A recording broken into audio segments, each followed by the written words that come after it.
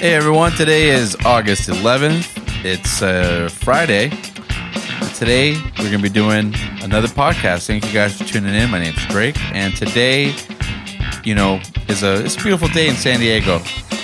And I want to thank you guys for tuning in. If you are regulars or if this is your first time, make sure you guys subscribe, like, all that good stuff, whether you're listening on Google, Apple, Spotify, or whatnot. All right, so today's been a pretty long week. I'm going to tell you guys what. I've had a lot of medical stuff going on, and let's just say it's been quite a week. But anyways, it's Friday. We're here to celebrate. We're here to celebrate the weekend, celebrate all the good things that are happening. And one of the things that's been going on in terms of music for me lately has been I've been actually playing quite a few shows. It's been a few years since I played shows. Back when I lived in Los Angeles, I used to play pretty regularly with lots of different bands. And then same when I was in Boston. But in San Diego, we had COVID. We had, a period where I was just writing a whole lot. And now it's come time to, do some shows to promote the album that I published recently. For those of you who haven't heard it yet, it's called Fujiwara Effect. It's on Spotify, everywhere else you can listen to music. And the album is basically like a cross between like funk and alternative rock. And I feel like I blended the two sounds, which are kind of like my favorite sounds, in one unique way where, a lot of like heavy guitar riffs, a lot of like trippy like delay kind of guitar sounds, but also a lot of really like slinky guitar sounds with some really like booming bass lines in the background. But yeah, so that's the album.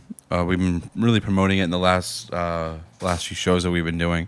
And one of the things that I learned about doing these shows recently is the dynamic between your bandmates, and how things have been going in the music industry lately is, it's interesting because my brother and I had this conversation before I published, where he was basically like saying that he didn't really feel like a band was necessary to have a group of people together, that like he would just write the songs and then sort of like get people to just like do the parts for him and he just pay them. And so for that, it'd be like a drum track, or like if he needed somebody to do like a bass line, and just give them like a flat fee, if you will, and have them record. Whereas with a band, it's kind of like a group project, a group dynamic. But what happens if like your bandmates aren't really producing? So like for one clear example of this would be like the Smashing Pumpkins, where Billy Corgan essentially was the Smashing Pumpkins, and it kind of got confusing when he did his own album, like the Billy Corgan album that featured Mina Loy and Walking Shade. I think like the album was probably released in like 2005. I don't remember the name of the album, but anyways, it was a really good album. So like, what's the difference between Billy Corgan doing that and then Billy Corgan doing the Smashing Pumpkins? Well, in short, it's probably just Jimmy Chamberlain is really the only difference. His drummer is really the only one that brings like their own like unique style of something to that table. Whereas like if you go off the reports, and what Billy's talked about publicly is that his bass player and his guitarist really weren't doing much. They were kind of just there doing the production, and then when or in other words, the recordings, and sometimes he would just re-record their parts, which sometimes without their knowledge, which I guess isn't really that cool. But the fact remains that sometimes you have in bands one member that does the bulk of the songwriting, and then the others aren't really producing in terms of like the songwriting. So like, how do you balance like credit, like what elements of this is now a band and now just like this one person kind of just doing the whole thing. And this is like in stark contrast to a group like Queens of the Stone Age, where they have like a really famous method, I guess, if you will, where they do like their group sessions, but then they each have input. They each bring something to the table that will create the sound. And that really, you can hear that in their sound, where there's not too many Queens of the Stone Age songs that sound alike. Like the difference between a song like Mosquito Song and Millionaire and No One Knows, they're all very, very different kinds of songs. They're very, very different. And that's a testament to the fact that like there's a group of guys that get together and do their songs. And when they come into the room, you can really hear in the music that it's going in different directions.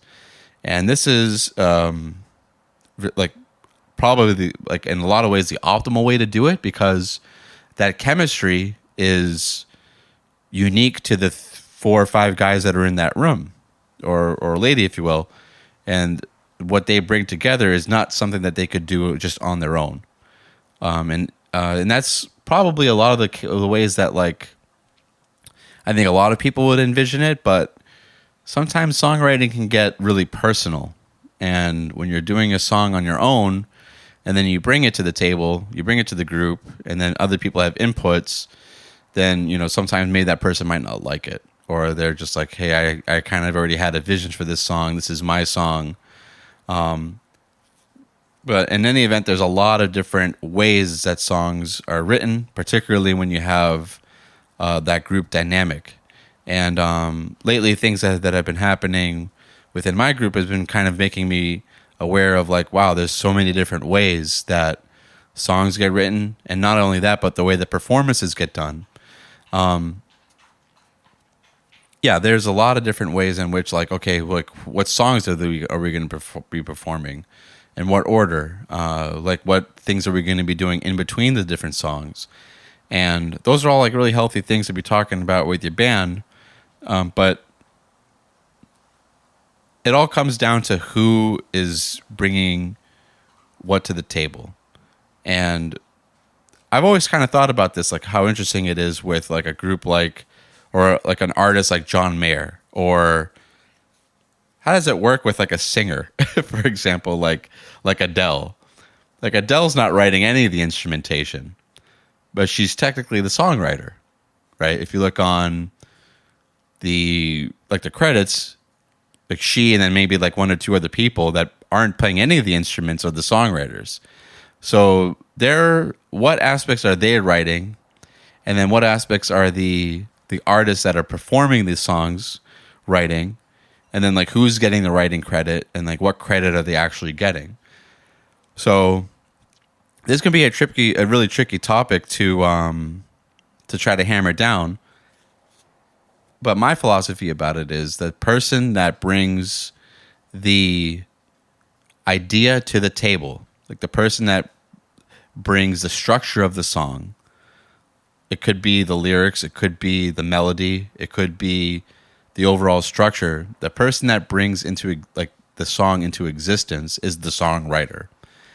And if other people are writing over that song, for example, if you've written out the entire song, you've written out like the key, like the okay, where it's going to be in this key and these chords. This is the melody. This is the chorus. This is the verse, and then it goes to this, then it goes to that, and then the song ends like this and starts like that. The person that brings all of that into existence, whether it's one person or 2 or 3, however many people are bringing the song to be, are the songwriters. And then anybody that is adding to it, almost like a cake decoration, like in terms of like, okay, I'm going to do this little guitar part over that part.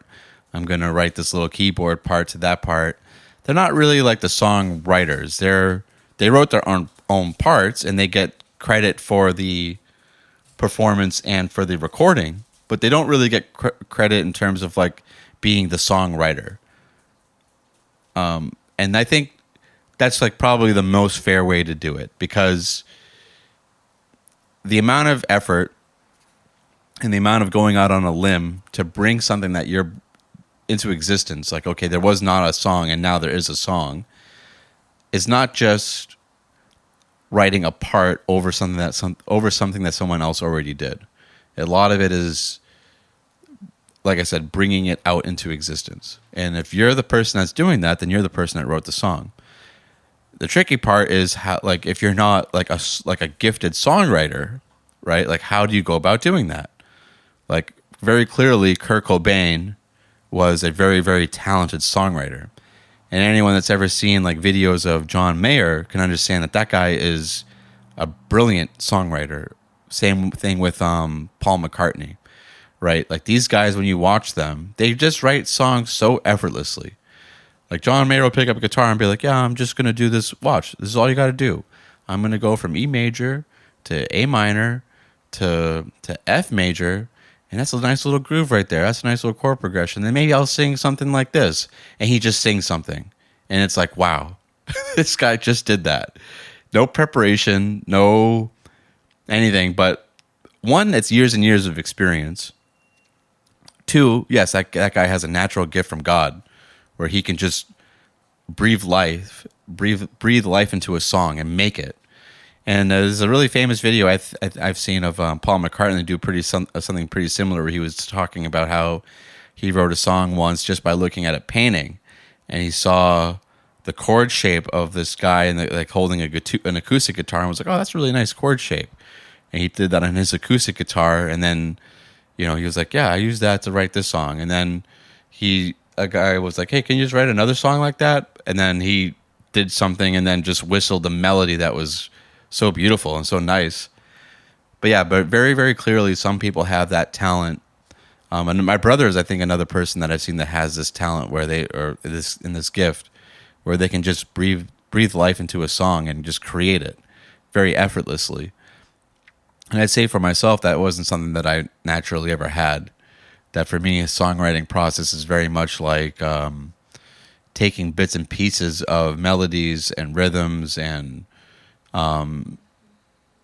chord progressions and licks and recording them as I go through my day-to-day, and then reviewing them, and then it's kind of like listening and being like, oh, that would go with this one, that would go with that one. I'll use my voice recorder on my phone, and I'll be like, okay, well, that was a nice little lick. Let me record that, and then I'll go through a few months building a few of these up, and then I'll review them and be like, okay, well, that could be turned into a song. And then I have to like force to turn it into a song.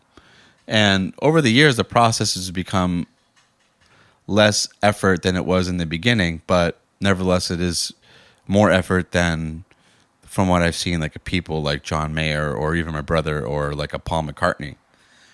Or, Kurt Cobain obviously had a very, very talented, a very gifted mind to creating a song. But don't let that discourage you. You can do it my way. You could do it your own way. Being entirely gifted is not something that's required in order to create your own music. You can do it your own way. There's no one or two. There's millions and millions of different ways to write your songs. But all this comes together to say that the songwriting process, who gets credit for what, and how different artists come together to make music or to do it on their own and invite people into their project is a world in and of its own. And I think what works for one group might not work for another. And all different types of people have different, very, very different ways of doing that. So I'd be very interested to hear how you and your group do it. How do you, as an artist, solo or individual, work with other people to get projects done, to make sure that people get the appropriate amount of credit and that everyone has a voice? Or if you're struggling with situations in which you want your bandmates to have more of a voice, but they're just kind of just like leaving it up to you, or if you feel like the opposite, like you're just kind of not being brought into the fold and you have a voice and that's not being listened to, be very interested to hear in all those different types of dynamics within groups.